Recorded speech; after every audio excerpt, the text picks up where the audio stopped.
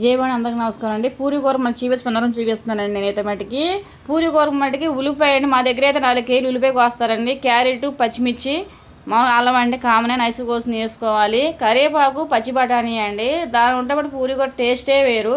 తర్వాత బంగాళదుంపలు కూర వేసిన ఉడకబెట్టుకుని వేరే సపరేట్గా వేసుకుంటాం అనమాట.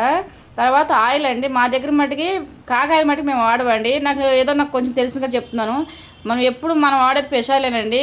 కాకాయలతో మట్టుకి బజ్జీ, పునిగేంటి అసలు ఏ ఐటెం బాగోదు, నీట్గా రాదు. అసలు బజ్జీ రాదండి కాకాయలు అయితే మట్టుకి. మా దగ్గర మటు ఫ్రెష్ ఆయిలేనండి. ఆకుకూర ఏం వేస్తున్నారండి మీరు అని చాలాసార్లు మెసేజ్ పెట్టారండి, చెప్పలేదు చెప్తున్నా. ఆకుకూర మట్టుకి తోటకూర అండి, చాలా బాగుంటుంది. పునుగులో ఏంటి గారెలో కానీ చాలా బాగుంటుంది.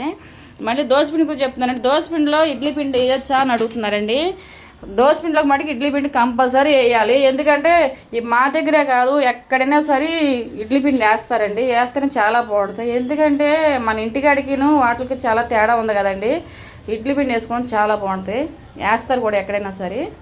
మళ్ళీ ఇడ్లీ ఒకటి చెప్తానండి. ఇడ్లీకి కేజీ మినపగుళ్ళు కండి 2 కేజీలన్నర రవ్వ అండి. రవ్వ కూడా అక్కడ ఉప్పేసి కడిగేసి నానబెట్టండి. మళ్ళీ ఇడ్లీ కూడా స్మూత్గా బాగుండాలి అనుకుంటే మట్టుకి ఆ రవ్వ 2-3 సార్లు కడిగిన తర్వాత మంచిగా నీళ్ళు వడగట్టేయాలండి. కడిగేసి వేస్తే కనుక చూడండి ఇడ్లీ చాలా బాగుంటుంది, స్మూత్గా ఉంటుంది. ఈ వీడియోని ఇస్తే కనుక ప్లీజ్ లైక్ చేయండి, సబ్స్క్రైబ్ చేయండి. జై భవాని.